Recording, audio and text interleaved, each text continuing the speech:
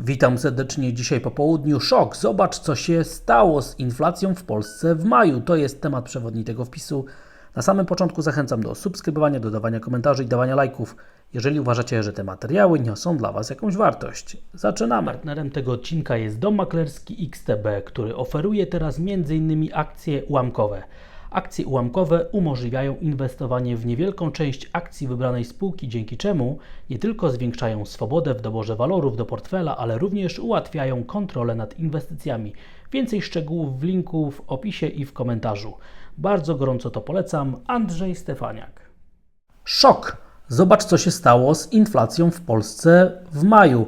Dzisiejsze dane makroekonomiczne, które rozpoczynają cały ciąg danych makro, które będą nam pokazywały, jak w drugim miesiącu drugiego kwartału zachowywała się polska gospodarka.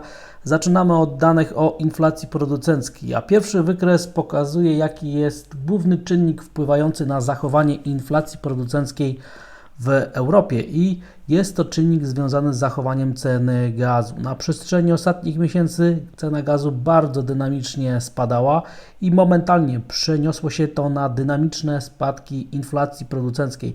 Ta zależność, korelacja jest widoczna po prostu jak na dłoni i prosty model jednoznacznie sygnalizuje, że te odczyty, które teraz poznajemy, to jest efekt przede wszystkim zachowania cen węglowodorów plus efekt bazy, więc jest bardzo prawdopodobne, że deflacja pojawi się na przełomie drugiego i trzeciego kwartału w Europie i jest bardzo prawdopodobne, że podobne zjawiska mogą nawet sięgnąć naszego kraju. Natomiast widzimy, że te powiązania nawet w sytuacji, kiedy cena gazu zaczęła rosnąć na przestrzeni ostatnich miesięcy, nie były w stanie powstrzymać tendencji dezinflacyjnych w Europie.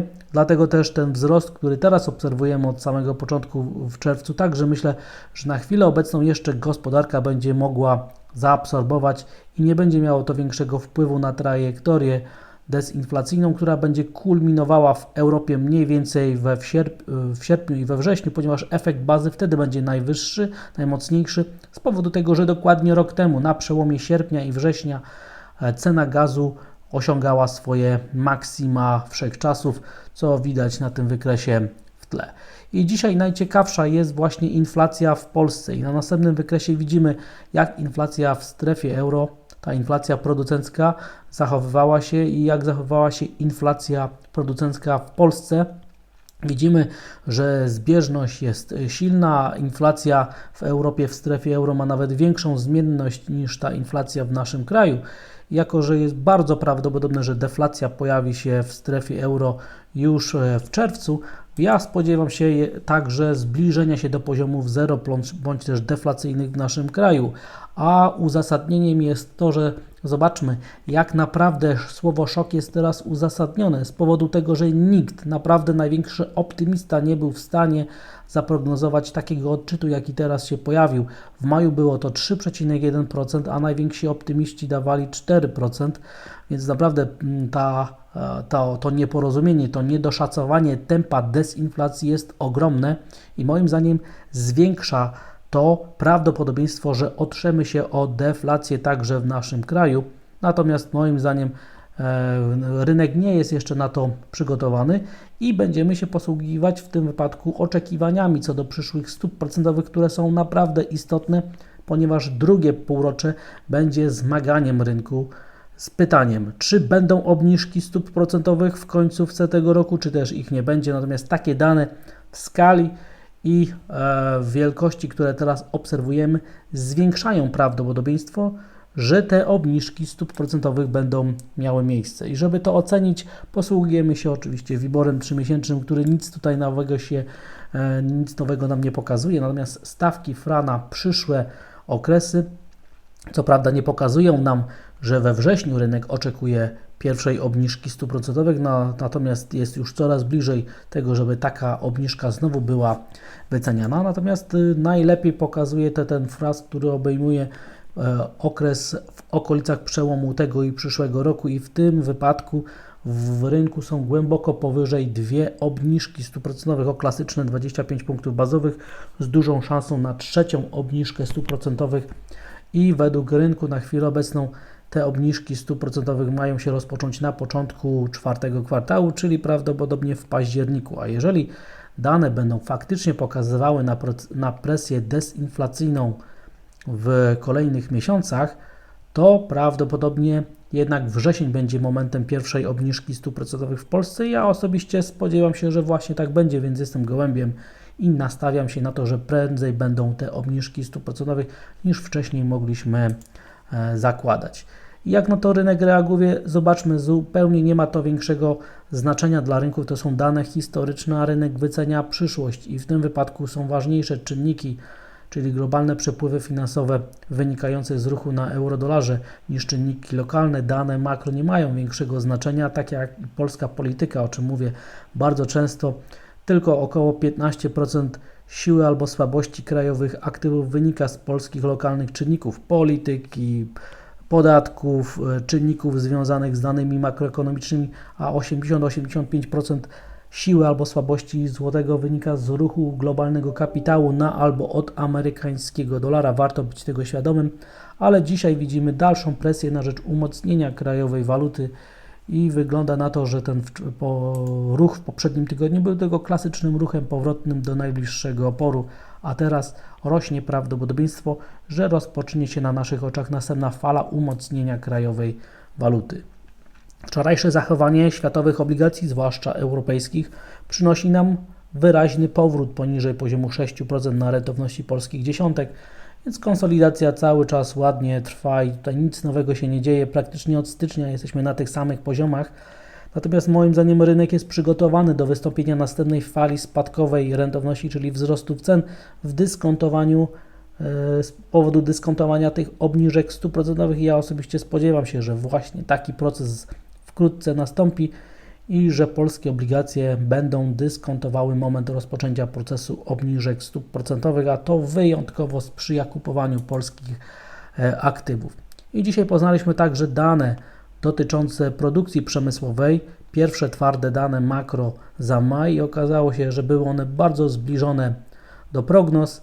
Nie widać na razie tego, żeby te dane jakoś optymistycznie nas zaskoczyły, natomiast moim zdaniem rośnie prawdopodobieństwo, że dołek dynamiki wzrostu w ujęciu rok do roku jest teraz tworzony. Ten pierwszy ząbek, który obserwujemy, staje się faktem. Jeżeli dane za czerwiec to potwierdzą, to moim zdaniem dno cyklu gospodarczego w Polsce zostanie odtrąbione na drugi kwartał tego roku. Ja jestem zwolennikiem tezy, że właśnie tak się stanie, że na naszych oczach przeszliśmy dołek koniunktury i przed nami faza ożywienia gospodarczego, która będzie przede wszystkim napędzana wzrostem realnych wynagrodzeń, wzrostem konsumpcji i tego czynnika, który wcześniej tłumił wzrost gospodarczy, doprowadził do tego osłabienia gospodarczego. Dlatego ja spodziewam się, że wkrótce dane będą raczej nas optymistycznie zaskakiwały niż negatywnie. I pewnego rodzaju efektem jest to, że nie ma kontynuacji tendencji spadkowej tej krótkoterminowej na indeksie WIG20 i wygląda to po prostu optymistycznie, więc jestem nastawiony na to, że prędzej czy później wrócimy do tendencji, która teraz dominuje na rynku w średnim i w długim i nawet w krótkim terminie.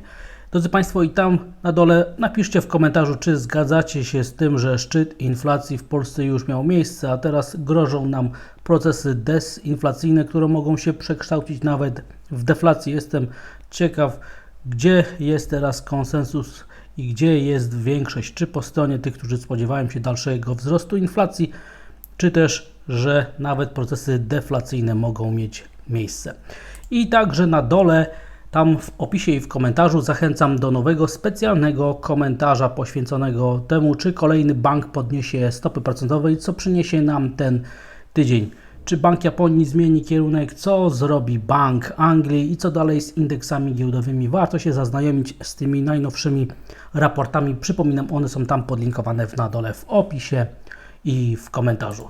I przejdźmy teraz do sytuacji międzynarodowej, ponieważ te procesy dezinflacyjne widać także na zachowaniu cen surowców i Bloombergowy indeks surowcowy ma teraz w ostatnich dniach szansę na odwrócenie krótkoterminowej i nawet średnioterminowej perspektywy.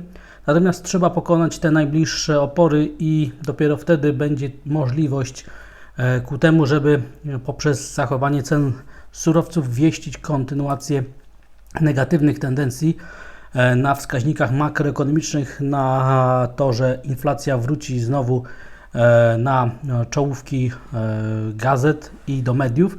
Natomiast na chwilę obecną trend na rynku surowcowym jednoznacznie sprzyja temu, żeby procesy dezinflacyjne były pogłębiane.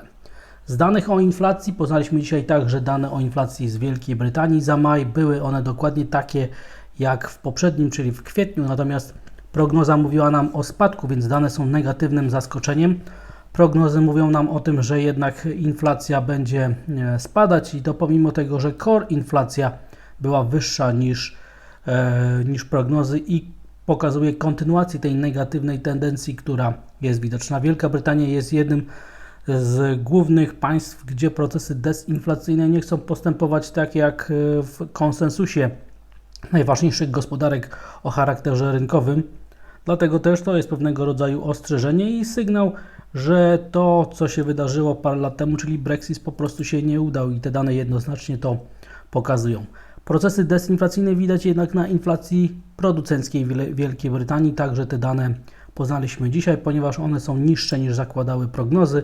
Ta tendencja także pokazuje szczyt inflacji producenckiej w trzecim kwartale w poprzednim roku. No i ewidentnie tutaj zjazd jest teraz widoczny. Natomiast to, co się wydarzyło na danych o inflacji, zmienia znowu perspektywy co do przyszłych stóp procentowych, co widać na tym następnym wykresie, plus na wykresie pokazującym implikowaną stopę procentową, gdzie mamy już w rynku następne 6 podwyżek stóp procentowych i według rynku kulminacja, czyli szczyt cyklu podwyżek stóp procentowych ma być w styczniu 2024 roku, więc widzimy na przestrzeni ostatnich dni, jak bardzo znowu wzrosły oczekiwania co do dalszych podwyżek stóp procentowych. Natomiast oczekiwania rynkowe mówią nam, że jest większe prawdopodobieństwo osłabienia funta brytyjskiego w najbliższym tygodniu niż jego umocnienia i na to wskazuje rynek opcyjny, a wykres jest dokładnie w tle, chociaż analiza techniczna i klasycznie widziany wykres pokazuje, że jest w średnim terminie większa szansa na umocnienie funta brytyjskiego niż na jego osłabienie i będzie tak do czasu utrzymania poniżej poziomu 0,87.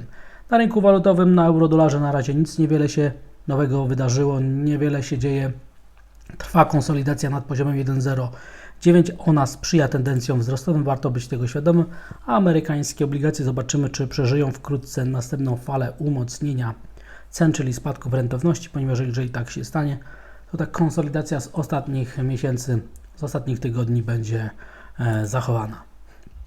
Warto obserwować także zachowanie dzisiaj giełdy papierów w Stanach Zjednoczonych, ponieważ jeżeli będziemy świadkami próby kontynuacji tendencji wzrostowej, to będzie to dobra wiadomość dla ryzyka. Natomiast z ciekawostek warto zwrócić uwagę, że bardzo rzadko zdarza się tak, że recesja występuje wcześniej niż dołek na indeksach giełdowych. Miało to miejsce ostatni raz 20 lat temu, więc pytanie jest takie, czy że tym razem będzie podobnie, czy też rynek zachowa się zupełnie inaczej, ponieważ trudno nie odnieść wrażenie, że obecnie są tak gigantyczne oczekiwania na recesję, że ona praktycznie może się nie spełnić.